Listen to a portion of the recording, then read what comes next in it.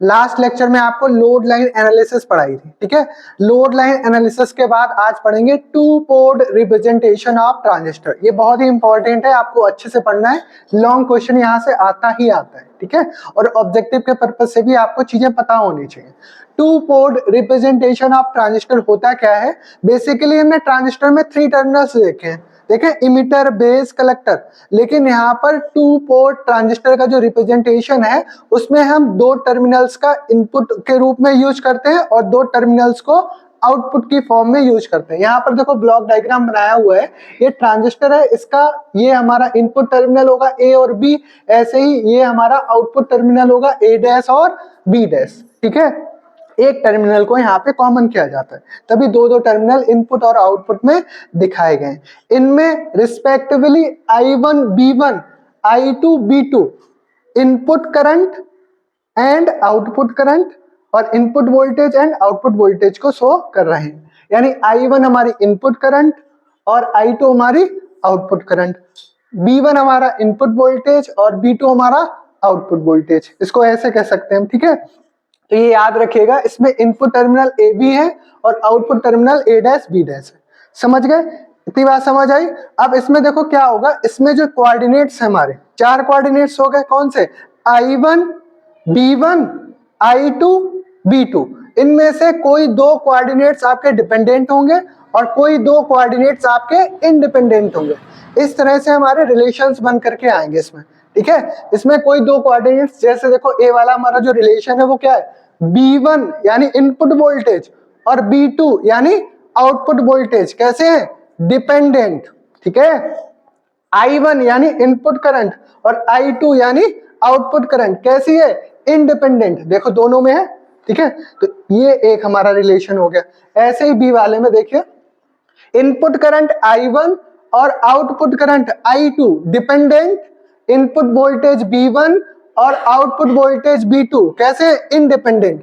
ऐसे ही input voltage B1 और output current I2 कैसे? डिपेंडेंट, और I1 इनपुट करंट और आउटपुट वोल्टेज B2 कैसे? इंडिपेंडेंट। इन्हीं के द्वारा हमारे पैरामीटर्स निकल करके आएंगे, ठीक है। इनको हमें अच्छे से पढ़ना है कि पैरामीटर्स होते क्या हैं और इनमें कुछ रिलेशंस भी आएंगे, वो भी हमें यहाँ पर पढ़ना है। इतनी बात समझ आई सबको? यहाँ पर जो डिपेंडेंट का मतलब है वो क्या है? ये जो वैल्यू है इस फंक्शन पर डिपेंड करेगी, ठीक है। ऐसे ये वैल्यू इस फंक्शन पर वैल्यू डिपेंड करेगी, और इंडिपेंडेंट का मतलब ये अलग अलग वैल्यूज होंगे, ये किसी पर डिपेंड नहीं करेंगे, ये अपनी खुद की वैल्यू होंगी, और ये पूरी वैल्यू इस फंक्शन पर डिपेंड करेगी। यानी इन दोनों वैल्यूज पर B1 डिपेंड करेगा और इन दोनों वैल्यूज पर B2 डिपेंड करेगा। इसी के आधार पर हम चीजें यहाँ पर निकालने वाली हैं। इतनी बात समझ आ रही? ऐसे आगे वालों में, ठीक है। अब यहाँ पर जैसे इम्पीडेंस पैरामीटर्स हमें निकालने, तो इम्पीडेंस पैरामीटर्स कैसे निकल के आएंगे? इम्पीडेंस का मतलब होता है प्रतिबाधा। हमने बताया था आपको, आपने पढ़ा होगा क्लास 11-12 में, इम्पीडेंस क्या होता है? प्रतिबाधा। उसको किससे प्रदर्शित करते हैं? जेड से, आपने पढ़ा होगा। जेड की फॉर्म में इसको रिप्रेजेंट करते हैं। अब यहाँ पर ध्यान से देखिए, इनपुट इम्पीडेंस कैसे निकलेगा? When input voltage and output voltage of transistor are dependent, ऐसी लैंग्वेज लिखोगे आप, ठीक है। And input current and output current of transistor are independent, then impedance parameters are obtained as, ये लैंग्वेज लिखोगे। फिर B1 बराबर F function of I1 comma I2 equation number 1, ऐसे B2 बराबर F I1 comma I2 equation number 2। Simple, इतनी बात समझ आई? अब क्या करोगे, इसका पार्शियल डिफरेंशिएशन कर दोगे इक्वेशन नंबर 1 और इक्वेशन नंबर 2 का। डी गेट क्या हो जाएगा? dV1 बराबर del B1 upon del I1 into dI1, I1 के रिस्पेक्ट में, प्लस ऐसे ही del V1 upon del I2 into में dI2, इक्वेशन नंबर 3 आ गई। पार्शियल डिफरेंशिएशन किया हमने, समझ आई इतनी बात? ऐसे ही इस वाली इक्वेशन का पार्शियल डिफरेंशिएशन करोगे, क्या हो जाएगा? dV2 बराबर del B2 upon del I1 into dI1, I1 के रिस्पेक्ट में, plus del B2 upon del I2 into में dI2, इक्वेशन नंबर 4 तक कोई दिक्कत? समझ आई इतनी बात? सिर्फ पार्शियल डिफरेंशिएशन किया है इक्वेशन 1 और 2 का, 3 और 4 मिल गई। अब एक बात यहाँ पे ध्यान रखिएगा, अगर हम कोई भी ऐसे सिग्नल नहीं देते हैं, फॉर नो AC सिग्नल, यानी ओनली फॉर DC सिग्नल। उस टाइम पे क्या हो जाएगा, dV1 को हम V1 लिख सकते हैं, dI1 को हम I1 लिख सकते हैं कैपिटल में, ऐसे ही dV2 को V2 लिख सकते हैं और dI2 को I2 लिख सकते हैं। ये कंडीशन लगाने के बाद आप क्या करोगे, इक्वेशन 3 और 4 में ये चेंजेस कर दीजिएगा, तभी क्या हो जाएगा, ये B1 में हमारा चेंज हो जाएगा, B1 बराबर del V1 upon del I1 into I1 plus del V1 upon del I2 into में I2, इक्वेशन नंबर 5। समझ आई इतनी बात? ऐसे ही क्या करोगे, ये हमारा चेंज हो जाएगा, B2 बराबर del V2 upon del I1 into I1 plus del V2 upon del I2 into I2, equation number 6 तक क्लियर हुआ।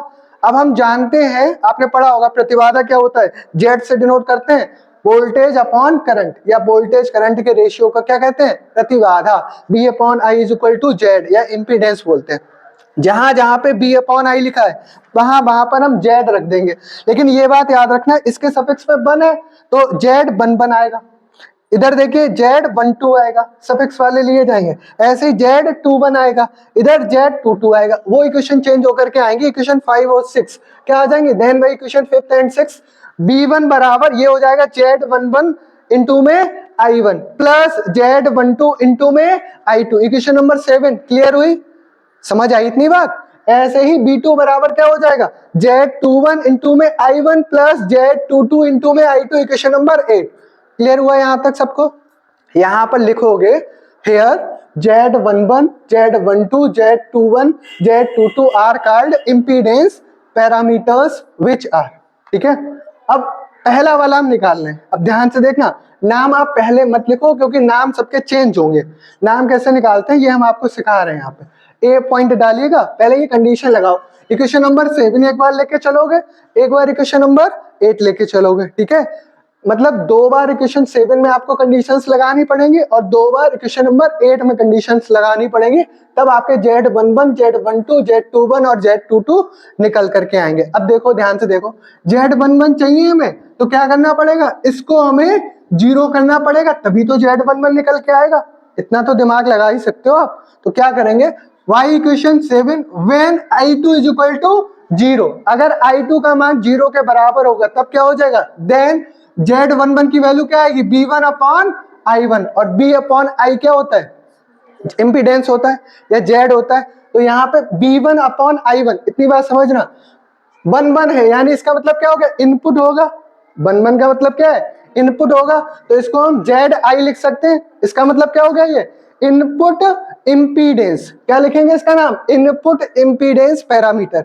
रटोगे कभी याद नहीं होगा, बनाना सीख गए तो याद हो जाएगा, ठीक है। आपको नाम यहाँ पर रिजल्ट से पता चलेगा, रटना भैया, रट के देख लेना कितना याद रहता है एग्जाम टाइम, ठीक है। ऐसे ही दूसरा वाला है, रिवर्स वाला, कैसे, नाम बाद में लिखना, पहले B पॉइंट डाल देना, फिर इक्वेशन नंबर 7 में आप क्या करोगे, Z12 निकालना है, I1 को 0 रखोगे, समझ गए, when I1 is equal to 0 then क्या हो जाएगा, Z12 बराबर B1 अपॉन I2। अब इसका नाम क्या रखोगे, 1 से 2, ध्यान से समझना, 1 से 2 आ रहे हैं यानी आगे से हम पीछे के लिए जा रहे हैं, तो क्या बोलेंगे, आगे से जब पीछे आते हैं, गाड़ी होती है, गाड़ी में आगे से पीछे जाती है तब क्या बोलते हैं, रिवर्स, और पीछे से आगे के लिए जाती है तब फॉरवर्ड। ये कंफ्यूजन यहाँ पे क्लियर कर लीजिए, वरना बच्चे क्या करते हैं, 1 से 2 आ रहा है, आगे जा रहे हैं, फॉरवर्ड लिख देंगे, ठीक है, फॉरवर्ड नहीं होगा, इधर से आप पीछे जा रहे हो, बैकवर्ड जा रहे हो, दैट मींस यहाँ पर इसका नाम क्या होगा, रिवर्स, और Z आया इसलिए इसको क्या लिखेंगे, इंपीडेंस, तो ZR से डिनोट करते हैं, नाम क्या हो गया, रिवर्स इंपीडेंस पैरामीटर, याद हो जाएंगे। इसमें ऐसे ही लैंग्वेज इसमें भी लिखोगे आप, अगर लिखना चाहो, हमने यहाँ पे लैंग्वेज लिख दी है, व्हेन इनपुट करंट इज 0, ऐसे यहाँ पर लिखते, व्हेन आउटपुट करंट इज 0, ठीक है, ऐसे करके लिखते, then the ratio of input voltage and output current is called reverse impedance parameter. आप लैंग्वेज लिखना चाहो तो इसमें भी ऐसे ही लिख सकते हो, इसमें भी ऐसे ही लिख सकते हो, और लास्ट वाले में भी लिख सकते हो, हमने एक में लिख करके दिखा दी ताकि आपको चीजें समझ आ जाए। समझ आया सबको यहाँ तक, कोई दिक्कत नहीं समझ आया हो तो दोबारा पूछ लीजिए, समझ आ गया, आगे बढ़े। देखो अब सी वाला पॉइंट, अब नाम आपको ऐसे नहीं याद करना है, आपको वो कंडीशंस लगाते जाना है और फिर रिजल्ट से उसके नाम लिखते जाना है। अब क्या करोगे, when I2 is equal to 0 in equation 8, तभी क्या हो जाएगा, Z21 बराबर B2 अपॉन I1। अब B2 से I1 आ रहा है यानी B2 से I1 आ रहे हैं, पीछे से आगे के लिए आ रहे हैं, तभी क्या नाम होगा इसका, फॉरवर्ड। और Z आया इसलिए इसको क्या कहेंगे, फॉरवर्ड इंपीडेंस पैरामीटर। समझ आई इतनी बात, ZF से इसको डिनोट करेंगे। क्लियर। अब लास्ट वाला है हमारा, लास्ट में हम क्या करेंगे, इसकी वैल्यू निकालनी, I1 is equal to 0 in equation 8। तभी क्या हो जाएगा, देन Z22 बराबर V2 अपॉन I2। अब V2 और I2 दोनों हमारे आउटपुट के हैं, इसलिए हम इसको क्या लिखेंगे, ZO, नाम क्या हो जाएगा, आउटपुट इंपीडेंस पैरामीटर। लैंग्वेज लिखना जाओ ऐसे लिख सकते हो, when input current is 0 then the ratio of output voltage and output current is called output impedance parameter. समझ आई इतनी बात। तो इसको आप उसी के आगे हेडिंग डाल के फिगर बना के नोट डाउन कर लीजिए। नेक्स्ट आपका पढ़ाएंगे एडमिटेंस पैरामीटर्स, लिख लीजिए जल्दी से, फिर नेक्स्ट पढ़ते हैं। ऐसे ही हम एडमिटेंस पैरामीटर्स पढ़ेंगे। एडमिटेंस पैरामीटर्स में क्या होगा, when input current and output current are dependent and input voltage and output voltage are independent then admittance parameters are obtained as. ठीक है, क्या हो जाएगी इक्वेशन, I1 बराबर F B1 कामा B2 इक्वेशन नंबर 1, ऐसे ही I2 बराबर F B1 कामा B2 equation number 2। जैसे वहां पे हमने ली थी इंपीडेंस में, ऐसे ही एडमिटेंस मिलेंगे। अब यहाँ पर इसका भी पार्शियल डिफरेंशिएशन करोगे, partial differentiation equation 1 and 2 we get dI1 बराबर del I1 upon del V1 into dV1। ठीक है, इसका V1 के रिस्पेक्ट में, ऐसे ही plus del I1 upon del V2 into dV2 equation number 3। ऐसे ही करेंगे इसका, तभी क्या हो जाएगा, dI2 बराबर del I2 upon del V1 into dV1 plus del I2 upon del V2 into dV2 equation number 4। यहां तक समझ आ गया, सिर्फ पार्शियल डिफरेंशिएशन किया है इसका। अब क्या करेंगे, वही लाइन लिखेंगे, फॉर नो AC सिग्नल यानी only for DC signal. DC signal के लिए क्या हो जाएगा, dV1 बराबर V1 dV2 बराबर V2, ऐसे ही dI1 बराबर I1 और dI2 बराबर I2। ये चेंजेस हम कर देंगे इक्वेशन 3 और 4 में, तभी क्या हो जाएगा, then by equation 3rd and 4th ये क्या हो जाएगा, I1 बराबर del I1 upon del V1 into में V1 plus del I1 upon del V2 into V2 equation number 5। ठीक है, ऐसे ही हमारी I2 हो जाएगी, ये I2 बराबर del I2 upon del V1 into V1 plus del I2 upon del V2 into V2 equation number 6। अब हम जानते हैं कि I अपॉन B क्या होता है, एडमिटेंस। इसको बाई से डिनोट करते हैं, तो जहां जहां पे I और B है वहां पर हम बाई लिख देंगे और सफिक्स वाले 1 1 1 2 ऐसे करके 2 1 और 2 2 ले लेंगे, तभी ये इक्वेशंस हमारी चेंज होकर के क्या हो जाएंगी, then by equation 5th and 6th I1 बराबर क्या हो जाएगा, by 1 1 V1 plus by 1 2 B2, ऐसे ही I2 बराबर by 2 1 B1 plus by 2 2 V2। Here by 1 1 by 1 2 by 2 1 and by 2 2 are called admittance parameters which are defined as, इनका नाम बाद में लिखना है, पहले क्या करोगे, by equation number 7। Equation number 7 में व्हेन V2 बराबर 0 रखोगे देन क्या हो जाएगा, ये वाला टर्म 0, यहाँ से बाई 1 1 आ जाएगा कितना, I1 अपॉन V1। अब ये हमारे इनपुट के टर्मिनल्स, तभी क्या हो जाएगा, इसको हम I अपॉन B को क्या लिखेंगे, एडमिटेंस, वाई आई लिख देंगे, इसका नाम क्या हो जाएगा, इनपुट एडमिटेंस पैरामीटर। समझ आई इतनी बात, जैसे हमने पीछे पढ़ी थी चीजें वैसे ही कर रहे हैं। अब दूसरे वाले में, बी वाले में हम क्या निकालेंगे, 1 2 by 1 2 Y equation 7 when B1 is equal to 0 then y12 बराबर क्या हो जाएगा, I1 अपॉन V2। अब फिर हम क्या कर रहे हैं, 1 से 2 आ रहे हैं, आगे से पीछे आ रहे हैं, तभी नाम क्या हो जाएगा, रिवर्स एडमिटेंस पैरामीटर्स। ठीक है, इसमें भी लैंग्वेज वैसे ही लिखोगे, when input voltage is 0 then the ratio of input current and output voltage is called reverse admittance parameters. बाकी सब में भी ऐसे ही लिख सकते हो। सी वाला देखिए, सी वाले में क्या करेंगे, इक्वेशन नंबर 8 लेके चलेंगे, B2 को 0 रखेंगे तभी बाई 2 1 पता चल जाएगा, बाई 2 1 बराबर क्या हो जाएगा, I2 अपॉन B1। ठीक है, 2 से 1 आ रहे हैं, ठीक है, और यहाँ पे I अपॉन B का मतलब क्या हो गया, एडमिटेंस, तभी इसका नाम क्या हो जाएगा, forward admittance parameter, Y F से इसको डिनोट करेंगे।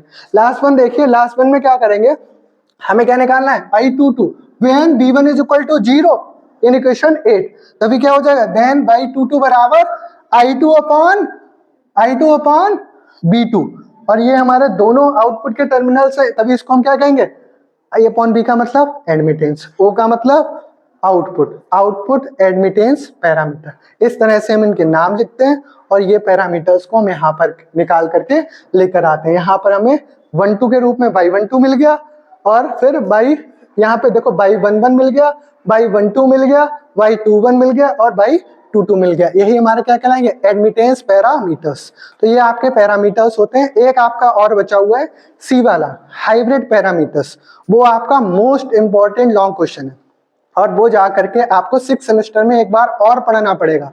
अभी ध्यान से पढ़ लीजिएगा, 6 सेमेस्टर में भी वही पढ़ाया जाता है और उसका लीनियर सर्किट भी बहुत ही इंपॉर्टेंट है। तो ये क्वेश्चंस आपके बहुत इंपॉर्टेंट है। अगर आप ढंग से चीजें पढ़ते हो तो चीजें आपको लॉन्ग टर्म के लिए भी याद रखनी पड़ेंगी, क्योंकि फाइनल सेमेस्टर में भी आपको इनको पढ़ना पड़ेगा। ठीक है, तो इसको नोट डाउन करना चाहे तो कर लीजिएगा। आज के लिए इतना ही, बाकी नेक्स्ट टर्म पे मिलते हैं। ठीक है।